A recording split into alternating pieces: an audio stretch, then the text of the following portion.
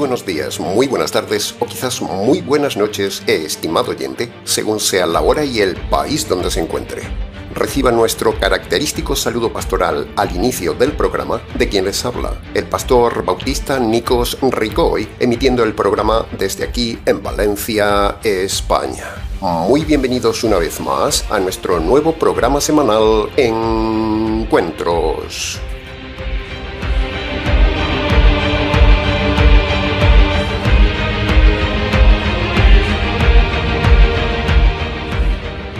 Estamos ya, estimado oyente, en un nuevo estudio expositivo de la primera carta de Pedro. En el día de hoy analizaremos los versículos 6 al 9 del capítulo 4 en un nuevo eslabón de esta nueva experiencia del canal, analizando expositivamente todo un libro, todo un desafío para el equipo de trabajo del Ministerio Tinajas. Muchas gracias por su seguimiento. Como alguna vez hemos dicho, hemos elegido intencionadamente empezar el estudio de la primera carta de Pedro, coincidiendo con la elección del nuevo Papa, para ir demostrando a lo largo del estudio de la carta que lo que enseña Pedro no tiene nada que ver con lo que enseña el nuevo anti-Pedro. Si la Iglesia Católica dice que Pedro es el modelo papal, ¿por qué la Iglesia Católica no sigue el modelo de las cartas de Pedro? Lo de Pedro y aquello de «sobre ti edificaré mi iglesia» es una auténtica farsa. Jesús no dijo nunca eso de que sobre Pedro edificará su iglesia, y menos la católica. Por eso, semana tras semana, con el estudio de esta carta, demostramos que Pedro no fundó la Iglesia Católica, ni la Iglesia Católica sigue a Pedro. Bien, habiendo dicho esta introducción esencial, y como el tiempo corre, vayamos entonces ya al análisis de los versículos de hoy, haciéndolo de forma expositiva para su mejor comprensión.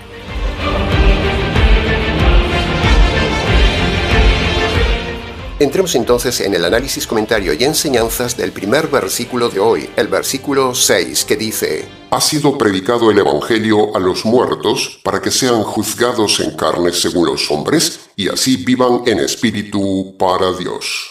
Punto número 1. Le comparto algo personal, estimado oyente. Cuando uno como maestro, como pastor, como líder, enseña algún tema o alguna doctrina difícil, uno se prepara y prepara con cuidado la forma de explicar el tema lo más claro y extendido posible para que no genere dudas, ni malinterpretación, ni errores. Incluso nos hemos ofrecido siempre a responder las preguntas si algo no ha quedado claro. Y supongo que los maestros, profesores, académicos o líderes que nos escuchen entenderán este sentir. El mayor gozo de un profesor, de un maestro, de alguien que enseña, es que el tema quede bien comprendido. Pero, Pedro no era maestro, Pedro era pescador, era hombre sin estudios. Por eso, para Pedro, eso de explicar las cosas con detalle no es importante, no es su fuerte. Pedro es pobre. Y Pedro no se esfuerza en lo más mínimo en explicar la revelación que le dio el Espíritu Santo. Él simplemente pone el tema y punto. Luego que cada uno entienda lo que quiera. Y por eso hay tantas iglesias e interpretaciones por falta de explicación apostólica. Sin embargo, a pesar de este nuevo fallo de Pedro, creemos también que el Señor puso intencionadamente a Pedro, el pobre, para pulir nuestra paciencia como maestros, para que nos esforcemos en estudiar la palabra de Dios, en profundizar y en investigar la revelación. Y así nosotros, los maestros, podamos explicar lo que a Pedro le fue revelado. ¿Qué haría usted o qué sentiría usted si le enviaran una carta poco clara y sobre todo con temas especiales? ¿No le ha dado alguna vez angustia y hasta enojo cuando recibe una carta de abogados, de médicos, del gobierno, de alguna institución con lenguaje complicado que usted no entiende? ¿No le ha pasado eso alguna vez? Pues a nosotros sí nos ha pasado. Esa es la pésima costumbre del gobierno, de los abogados, de los médicos, que se creen que todo el mundo entiende su forma de hablar o de escribir. Pues así es Pedro. Pedro envió su carta con alguna temática complicada, sin dar explicaciones de nada, como ya hemos visto en la serie. La Biblia dice que de la abundancia del corazón habla la boca, y Pedro habla de forma pobre, así que nuestro argumento contra Pedro es irrefutable, porque Pedro evidencia su negligencia en explicar temas tan importantes. ¿Cuántas personas entienden este pasaje de Pedro de forma rápida, sencilla y correcta? ¿Cuántos? ¿Usted entiende este pasaje del versículo 6? ¿Me lo podría explicar? ¿Usted no ha tenido que leer 100 veces este pasaje para entenderlo y aún así no lo ha entendido? Pues eso nos da la razón. Es bastante injusto de parte de Pedro decir algo tan importante, pero tan poco claro. Y decimos esto valientemente por mucho que nos critiquen. Pedro recibió la revelación correcta, pero no supo escribirla de forma correcta. Se lo repito. Pedro recibió la revelación correcta de parte del Espíritu de Dios, pero no supo escribirla ni explicarla de forma correcta. En 1 de Pedro capítulo 5, versículo 12, parece que Silvano fue el que escribió lo que Pedro le dictaba. Pedro dictó la idea revelada y Silvano escribió la carta dictada. Pero. En mi humilde opinión pastoral, Silvano también falló, porque no tuvo el valor de decirle a Pedro: «Oye, Pedro, esta idea ni yo la entiendo, está poco clara, y si yo no la entiendo, es seguro que los hermanos que lean tu carta tampoco la entenderán. ¿No sería mejor ampliar esta idea y explicarla de otra manera?». Pues parece que ni Silvano el copista estaba por la labor. Ahí vemos el fallo del carácter de Silvano. Si Silvano escribía, también podía dar consejo a Pedro. «Pero, pastor, usted critica a todo el mundo». Bueno, no, estimado oyente, yo no critico por criticar, yo analizo lo que se dice y lo que se escribe. ¿No le ha pasado, estimado oyente, que como padre, como profesor, como enseñador, usted enseña algo a alguien, pero luego se da cuenta que no le entendieron bien? Pues por eso, nosotros somos exigentes con el escritor bíblico y a la vez, en el Ministerio Tinajas, nos esforzamos en ser detallistas, expositivos y bien explicativos del texto bíblico, y no solo eso, sino que también estudiamos y analizamos el carácter de los escritores bíblicos. Somos completos. No cuestionamos la revelación, por supuesto, eso sería pecado. Lo que cuestionamos es la pobre explicación de una determinada revelación. ¿Entiende el tema? Bien. Dicho este punto, vayamos entonces a la explicación de las 3 frases de este versículo 6. Punto número 2. El texto dice, los muertos. Esa es la frase clave. ¿A qué muertos se refiere? Evidentemente, Pedro se refiere a creyentes que, estando en vida, se les había predicado el Evangelio y luego habían muerto. Por eso dice, los muertos a los cuales en su día, antes de matarlos, se les había predicado el Evangelio. Y por esto queda descartada totalmente la herejía que se refiere a la predicación del Evangelio, los muertos perdidos en el infierno como una segunda oportunidad de salvación. Eso no existe, es falso. No hay segunda oportunidad de salvación. Eso es herejía en estado puro. O usted se convierte aquí o se condena para siempre. No hay segunda oportunidad después de la muerte. Si los perdidos tuvieran una segunda oportunidad en el infierno, eso sería una injusticia, y esa conversión desde el infierno no sería genuina, sería interesada y sería sin valor. La salvación es por fe, no por vista, dice la Escritura. En cambio, si se interpreta lo que dijimos antes, que los muertos son aquellos convertidos que por causa del Evangelio fueron matados, entonces el pasaje tiene más claridad. Ahora, habiendo aclarado esta parte de los muertos, entonces podemos comprender que Pedro nos está hablando nuevamente de otra área del sufrimiento por ser cristianos.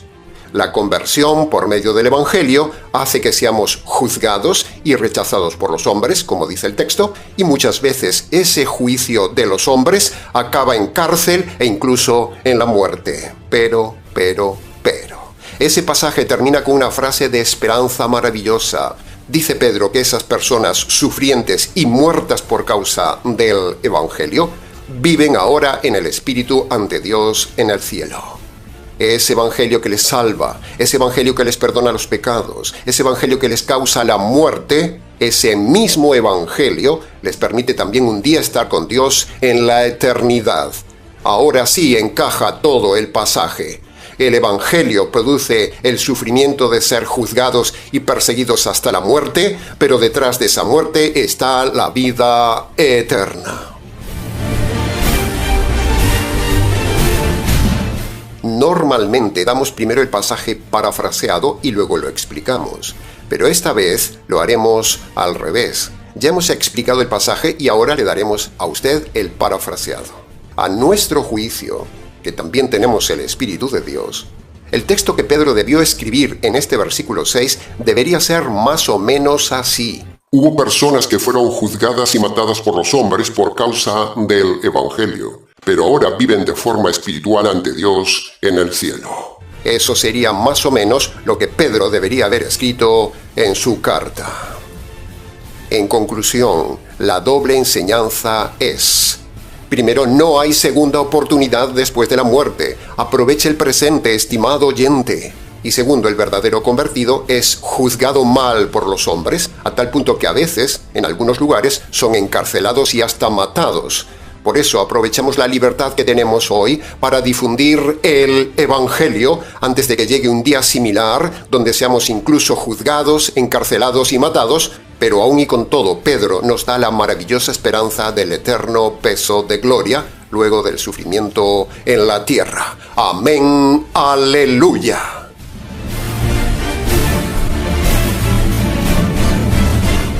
Entremos ahora en el análisis, comentario y enseñanzas del versículo 7, que en versión latinoamericana dice así: El fin de todas las cosas se acerca. Por lo tanto, sean sobrios en toda su manera de vivir y velen en oración. Punto número 1. Cuando Pedro dice que se acerca el fin de todo, no significa que esté cerca el fin de todo. Se lo repito. Cuando Pedro dice que se acerca el fin de todo, no significa que esté cerca el fin de todo. No queremos retorcer el texto, sino analizar con cuidado el texto, porque por culpa de no leer con cuidado el texto, los falsos profetas manipulan este texto diciendo que ya es el fin de todo. Decir que algo se acerca no implica que ya esté cerca. Por eso aprovechamos la oportunidad que nos da esta frase para recordarle dos cosas a usted, estimado oyente. Primera cosa, denunciamos nuevamente a todos los bravucones pastores y profetas mentirosos actuales que dicen que Cristo viene ya y que el fin del mundo está cerca. ¡Mentira! Hemos tapado la boca a todos los mentirosos profetas modernos con la evidencia objetiva. Ni ha venido el fin del mundo, ni Cristo ha venido ya. Todos estos mentirosos llevan años viviendo del cuento del fin del mundo y que Cristo viene ya. Pero ni mucho menos estamos a las puertas del fin del mundo, ni mucho menos. El fin del mundo está muy lejos y la evidencia nos da la razón. Llevan años diciendo esto y no pasa nada. Y nosotros llevamos 40 años enseñando todo esto y tenemos la razón. Ni el año 2012 con la película del fin del mundo, ni la pandemia, ni la guerra de Ucrania, ni el reciente conflicto de Israel han provocado el fin del mundo ni la venida del Mesías, como dicen los rabinos o los falsos predicadores pentecostales. Los rabinos están rabiosos y lo seguirán así y se van a tragar sus palabras porque Cristo ya vino como Mesías y no vendrá como Mesías como dicen ellos. Lo de la vaca roja y construir un nuevo templo es hacer el ridículo. Y todos esos falsos pastores, profetas y apóstoles oportunistas que con cada acontecimiento mundial aprovechan para reavivar la mentira del fin del mundo, todos esos profetas, pastores, rabinos y agoreros en tiempos de Moisés, ¿sabe lo que hubiera sucedido? Estarían ya lapidados bajo tierra. Me pregunto por qué hoy no se los lapida a esos mentirosos profetas si ellos dicen que el Antiguo Testamento aún está vigente y sus profecías no se han cumplido. Si el Antiguo Testamento está vigente, como dicen ellos, habría que lapidarlos porque sus profecías no se han cumplido. El Antiguo Testamento decía que cuando un profeta mentía y no se cumplía lo que decían, había que matarlo. No hay un solo profeta moderno que haya cumplido lo que dice. Estos necios no entienden que estamos en el tiempo de la paciencia de Dios, donde Dios detiene, paraliza toda la profecía bíblica con una sola finalidad, que se predique el Evangelio. Las guerras y rumores de guerras siempre las hubo, pero eso no es el fin, Jesús mismo lo dijo. En conclusión, reciba esta revelación, estimado oyente. Ni Cristo vendrá hoy, ni mañana, ni pasado, ni en mucho tiempo, ni tampoco estamos a las puertas del fin del mundo. Jaque a los profetas.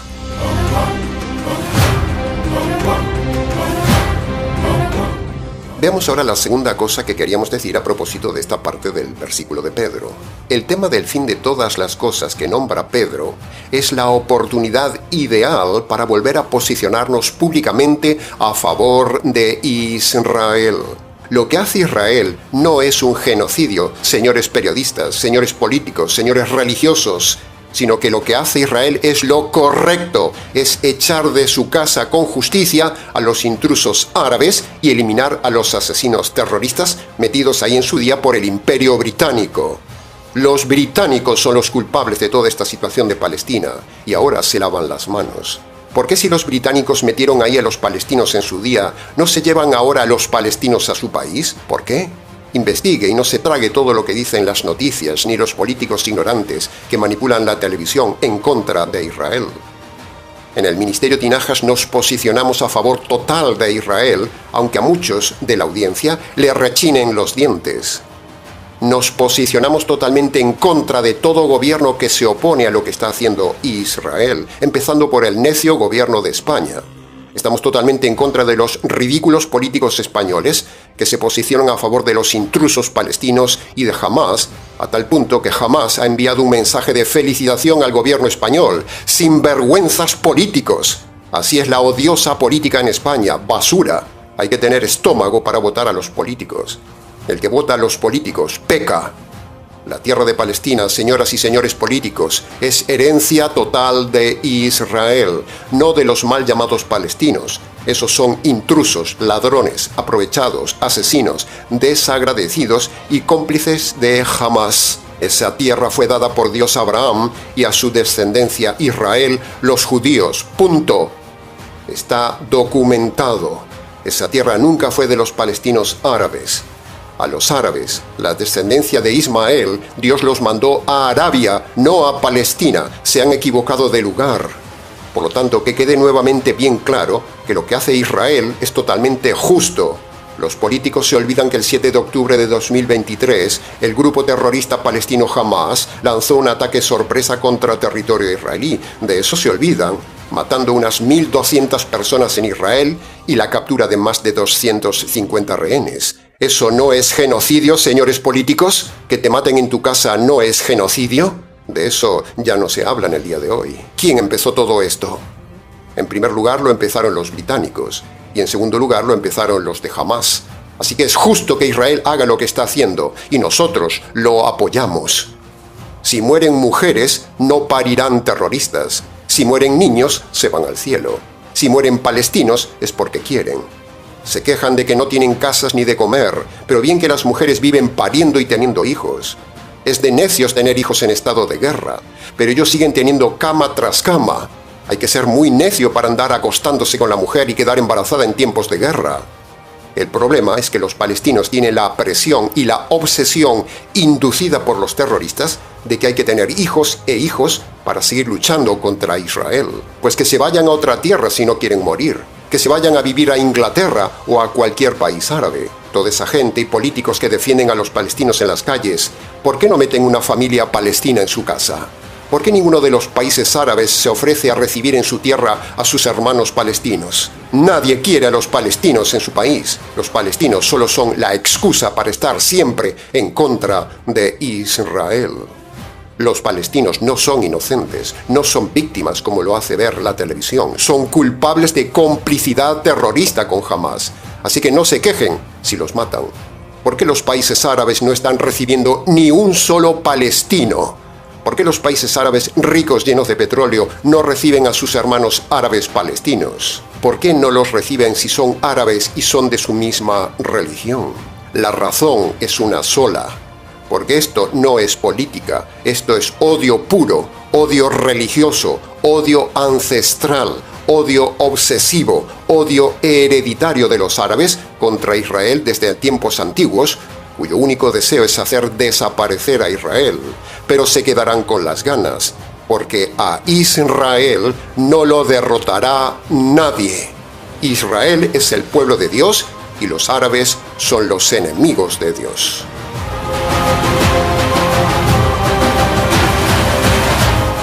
En todos lados se acusa a Israel de genocidio. Hipócritas periodistas y políticos.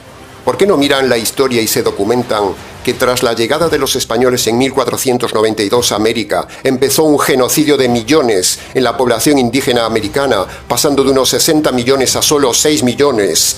¿Dónde están esos 54 millones asesinados por los españoles en unos cuantos años? Hipócritas políticos españoles, ¿matar esa cantidad de americanos no es genocidio? Se olvidan que España arrasó y mató por dinero y por la religión a millones de precolombinos. ¿No fue eso genocidio? Y ahora vienen a decir que Israel comete genocidio defendiendo su casa y su tierra. ¿Qué hicieron los españoles en América? ¿No fue genocidio? Invadieron, robaron y mataron. La gente se olvida del genocidio británico en Norteamérica, arrasando y matando a la población indígena casi hasta el exterminio. La gente se olvida del genocidio británico en su colonialismo imperial, la explotación que hicieron los británicos en la India. De eso no se habla hoy, hipócritas. Los muy hipócritas políticos europeos y también políticos latinoamericanos se olvidan de los genocidios europeos en África.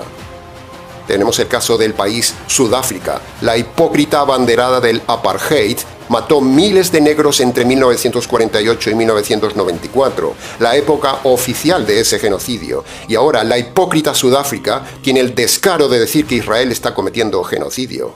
Hipócritas sudafricanos, blancos, británicos y holandeses, diseñadores del genocidio y del apartheid, y ahora están en contra de Israel. Hipócritas. Ni que hablar de la descarada Francia, una de las mayores potencias europeas explotadores y genocidas en África. Ni que hablar de Alemania y su genocidio judío. No olvidamos a la hipócrita Holanda con su esclavitud masiva y explotación en África y Asia, enriqueciéndose a costa de la explotación en Indonesia. De estos genocidios ya no se habla. En cambio, estos mismos países que critican a Israel de genocida, atacan a Israel con la mentira genocida. Hipócritas políticos, hipócritas gobiernos que están a favor de Palestina. Busque en internet, estimado oyente, infórmese y verá, por ejemplo, el reciente genocidio de más de 20.000 cristianos a manos de los yihadistas islámicos árabes en Nigeria. De eso no se habla, hipócritas periodistas, hipócritas políticos. Los palestinos tienen lo que se merecen. Israel no está cometiendo genocidio. Está defendiendo su tierra, heredada de sus antepasados y dada por Dios. Punto. Jaque a los políticos.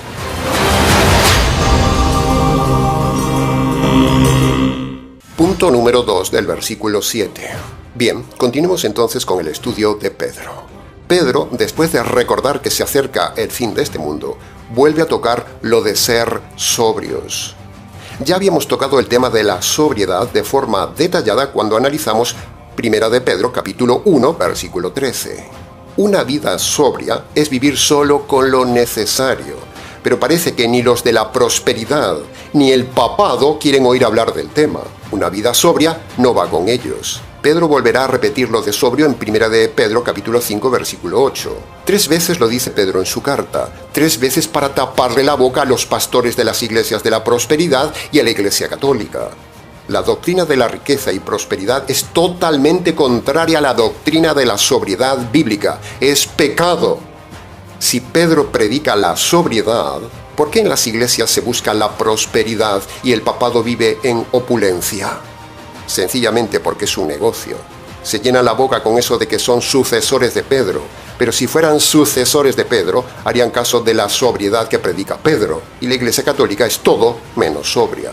También este triple pasaje de la sobriedad en la carta de Pedro es una bofetada a las iglesias de la prosperidad. El cristiano verdadero es sobrio en toda su manera de vivir.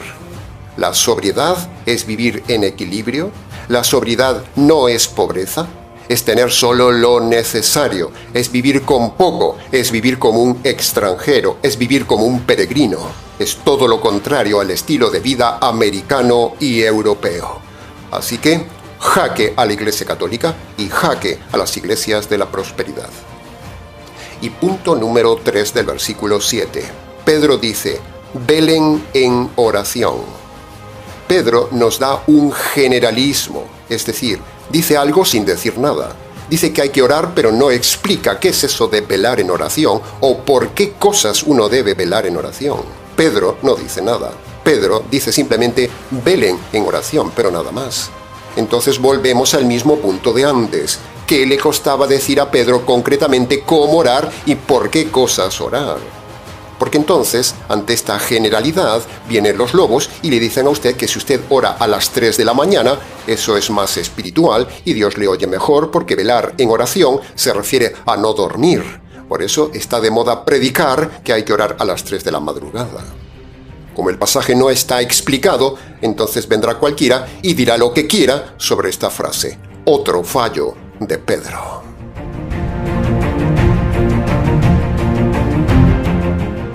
Nuestro consejo pastoral del tema de la oración, estimado oyente, es este.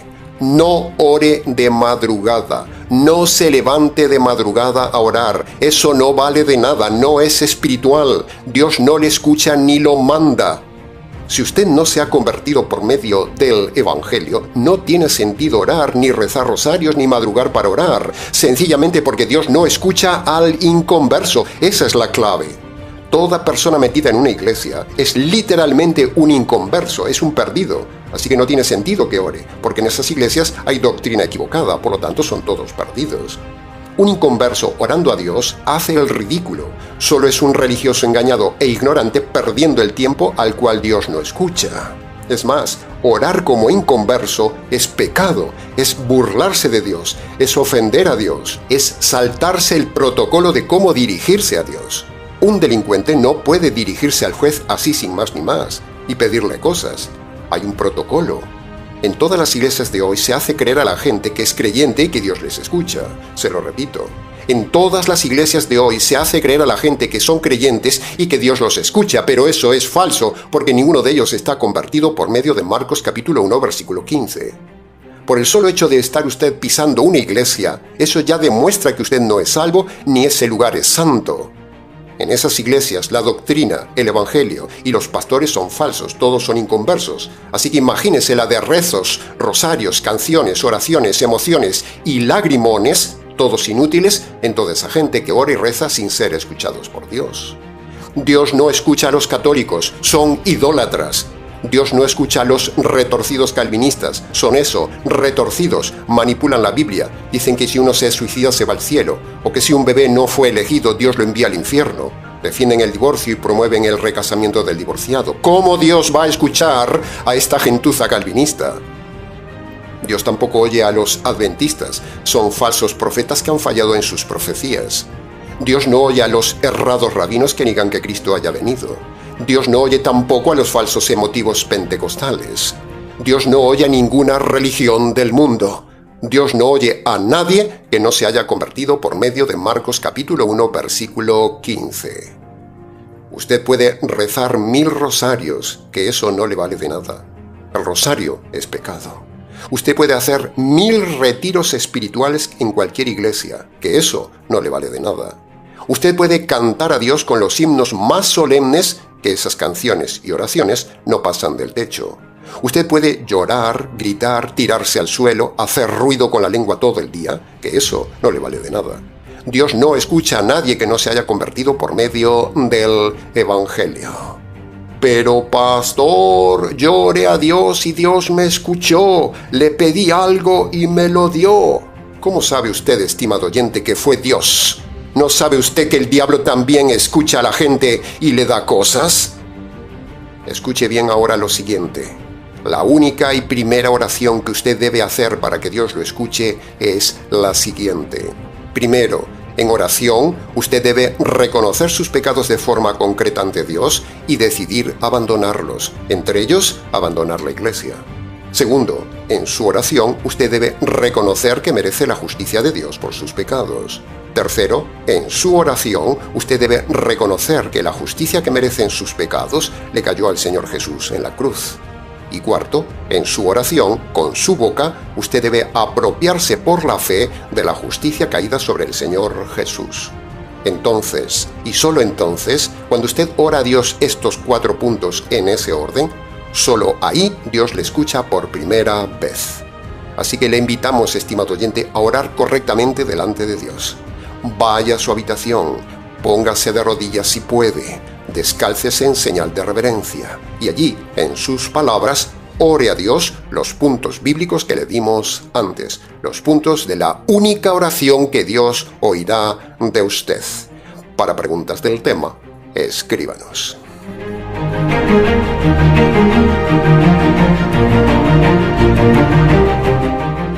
Entremos ahora en el análisis, comentario y enseñanzas del versículo 8, que en versión latinoamericana dice así: Ante todo, tengan entre ustedes amor intenso, porque el amor cubrirá multitud de pecados. Bien, hablemos primero del aspecto mundano del amor.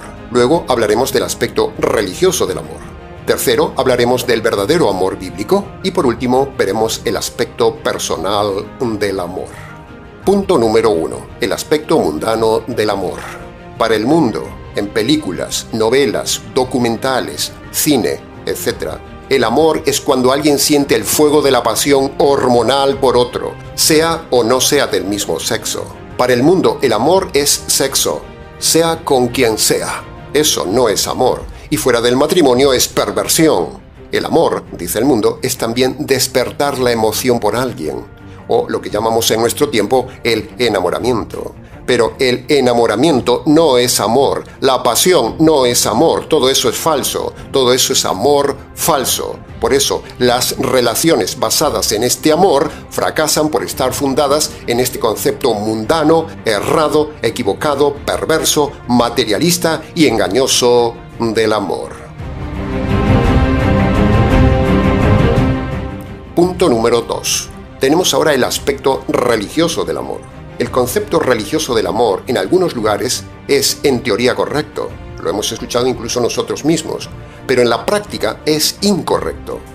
Cuando usted le pregunta, por ejemplo, a algunos pastores o incluso sacerdotes y rabinos qué es el amor, algunos muy probablemente le digan que el amor son decisiones, y eso es verdad. Pero en la práctica no es tan así, porque creen que la unión libre es una correcta decisión de amor. Creen que la perversión homosexual es una correcta decisión de amor. Creen que el incesto es correcto amor. Creen que la decisión de divorciarse es correcto amor. En definitiva, lo que dicta el corazón es amor para ellos. Así que la religión tampoco tiene la correcta definición, por mucho que a veces tenga la teoría correcta. Por eso miles y millones de relaciones basadas en la religión son todo un fracasón. La teoría la tienen correcta, pero la práctica es errada. No se puede fiar de la religión. Punto número 3. Veamos entonces ahora el aspecto bíblico y correcto del amor. La definición correcta y clara del amor bíblico es que el amor son decisiones. Amar es decidir. El amor no son emociones. El amor son decisiones sabias.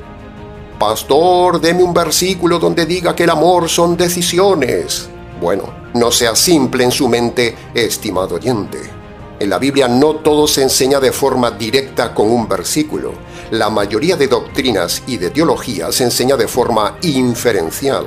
Por lo tanto, cuando estudiamos cómo es Dios en la palabra y cuando estudiamos 1 Corintios 13 sobre el amor, en ambos estudios inferenciamos que el amor es algo decisional. Por ejemplo, cuando Pablo dice que el amor es paciente, eso infiere que uno debe ejercer la decisión de no enojarse.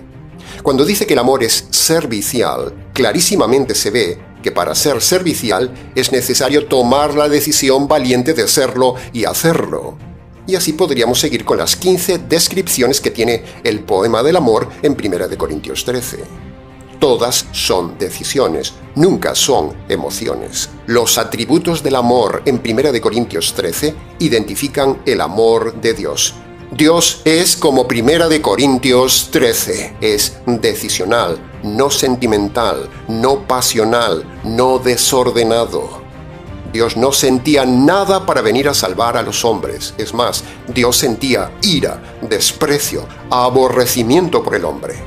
Sin embargo, Dios, a pesar de ese sentir negativo hacia el hombre, decidió fríamente, racionalmente, calculadamente, sacrificialmente, hacer algo a favor del hombre y salvarlo. Eso fue amor, porque Dios es puramente amor decisional. Dios no es sentimental. Por lo tanto, el amor es tomar frías decisiones, beneficiosas, calculadas, razonadas, contrarias a la comodidad personal, contrarias a lo que uno siente y contrarias a si me gusta o no. El amor son decisiones a favor de quien no las merece. Ese es el amor bíblico. Y punto número 4 del versículo 8. Para terminar, entremos en el aspecto personal del amor. Si hemos visto que tomar correctas decisiones hacia otro es amar, la pregunta obligada y reflexiva para usted es: ¿está usted amando correctamente? Es decir, ¿está usted tomando decisiones correctas, sabias, calculadas, beneficiosas, sacrificiales hacia otros? Si usted no toma decisiones a favor de otros, usted no ama. Usted es egoísta y comodón. Es más, si usted toma decisiones, pero malas decisiones hacia otro, usted le está odiando. El odio es tomar decisiones malas hacia otra persona. Amar es tomar buenas decisiones hacia la persona que no lo merece. Quédese con estas definiciones, estimado oyente, y si tiene preguntas del tema, escríbanos.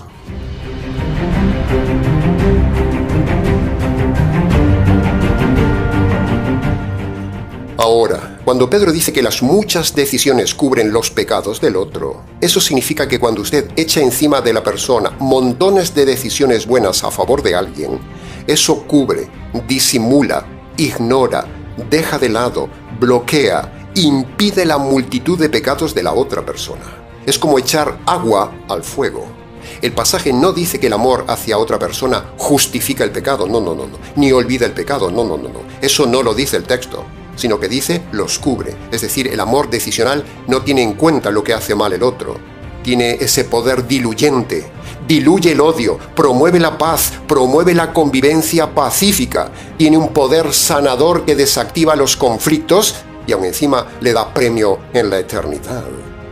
Cuando dice que el amor cubre, es porque el amor es como un perfume fuerte que disminuye el mal olor del carácter y las obras de la persona mala. La acción del amor cubre el mal.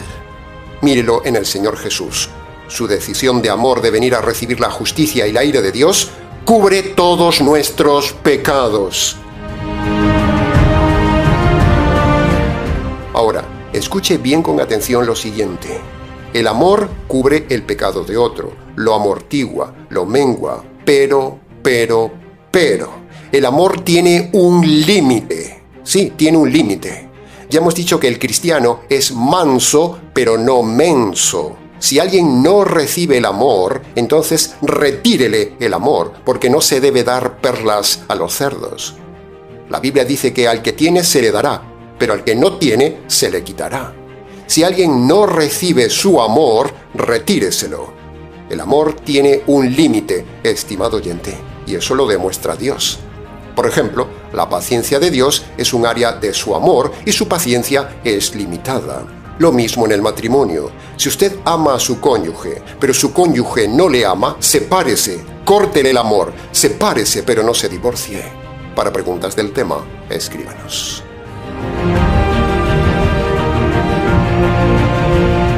En fin, estimado oyente, este texto del amor daría para un solo mensaje.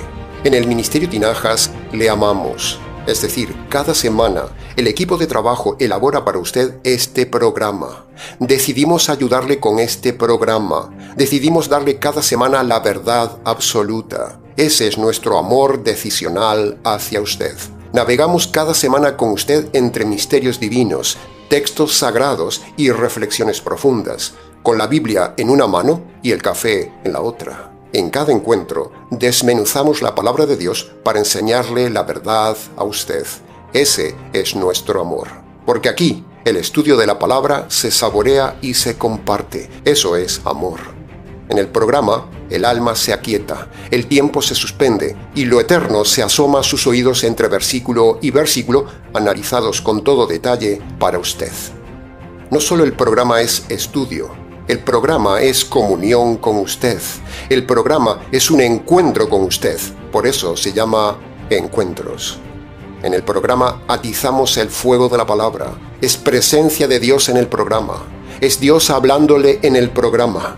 Es nuestro trabajo pastoral a su servicio. Es nuestro amor en cada programa.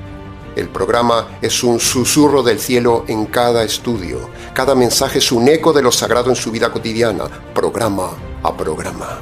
Aquí cada palabra es un pan elaborado para usted. Es un trocito de oro del cielo sacado de la mina y es un coral que hemos ido a buscar a las profundidades coralinas de la palabra de Dios para usted. Es nuestro amor para usted. Es nuestro regalo para usted. Cada pausa que hacemos es una reflexión. Y cada mirada a los versículos semana a semana es nuestro sacrificio en el altar encendido por usted, donde quemamos la mentira que dice la religión y ese mismo fuego deja la pureza de la palabra de Dios para usted. En cada programa va nuestro evidente amor decisional para la audiencia. Hemos decidido hace tiempo en el equipo de trabajo del Ministerio Tinajas amarle enseñándole la verdad. Los pastores no le aman porque no le enseñan la verdad.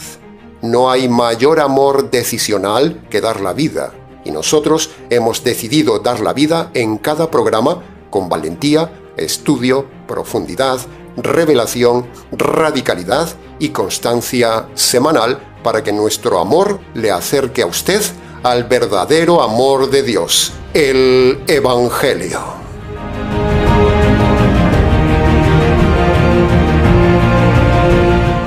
Entremos entonces ahora en el análisis, comentario y enseñanzas del último versículo de hoy, el versículo 9 que dice: Practiquen la hospitalidad sin murmuraciones.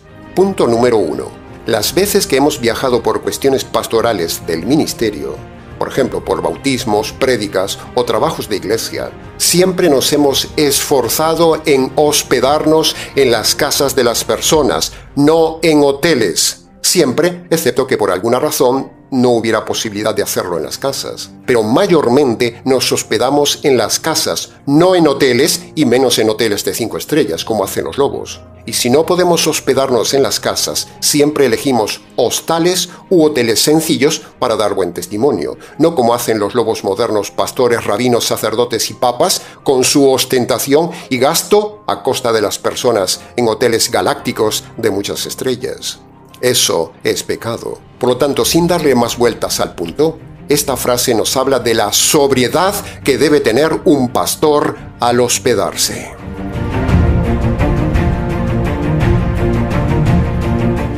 Punto número 2.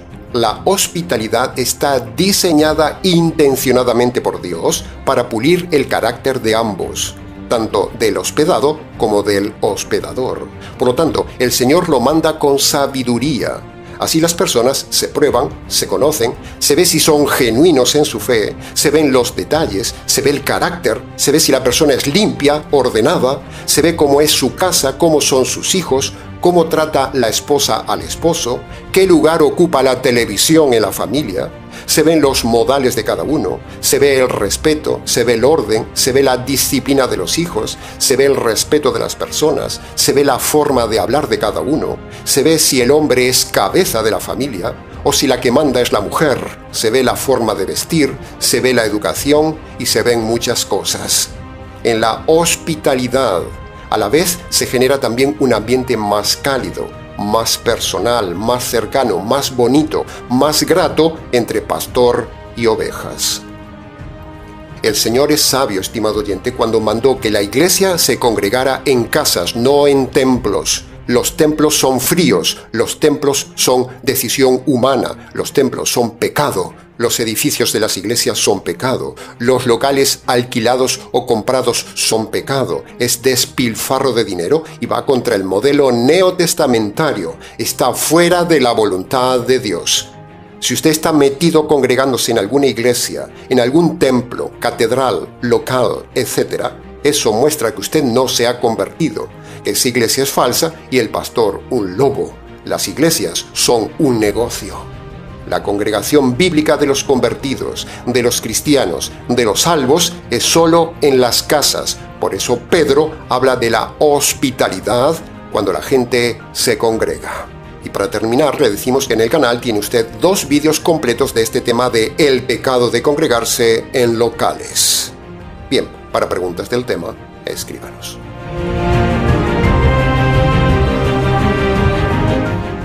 Y punto número 3 del versículo 9. Más allá de la doctrina correcta de la hospitalidad para congregarse, vemos que Pedro no mandó nunca hacer catedrales, ni vivió en lujos, ni mandó construir el Vaticano, ni Pedro estuvo nunca en Roma. A Pedro nunca lo hospedaron en Roma, como dice la falsa Iglesia Católica. Al que hospedaron en Roma fue solo a Pablo, el único apóstol que fue a Roma. No hay evidencia arqueológica, ni documental, ni bíblica de que Pedro fuera hospedado en Roma. La Iglesia Católica miente cuando dice que Pedro está en Roma. Ya hemos dicho recientemente en el canal que Pedro ejerció su apostolado en Jerusalén, y eso lo dice la Biblia, y de ahí no se movió. En cambio, Pablo sí fue a Roma, lo dice el libro de Hechos. Lo de Pedro como primer papa es un invento para los tontos. Es para manipular a la gente que no lee la Biblia. Los católicos tienen lo que se merecen y un día aparecerán en la condenación eterna con sus líderes. La Iglesia Católica no sigue a Pedro, sigue a un anti-Pedro, que conste en acta.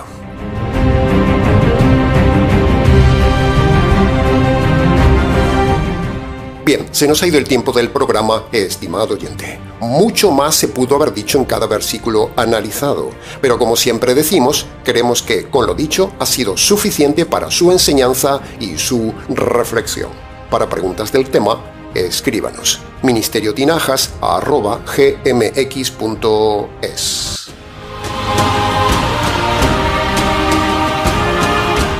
Les ha compartido este programa con gusto quien les habla, el pastor y expositor bíblico Nikos Ricoy, emitiendo desde aquí en Valencia, España. Será entonces con el gusto de siempre, hasta el próximo mensaje, aquí en nuestro habitual programa semanal Encuentros.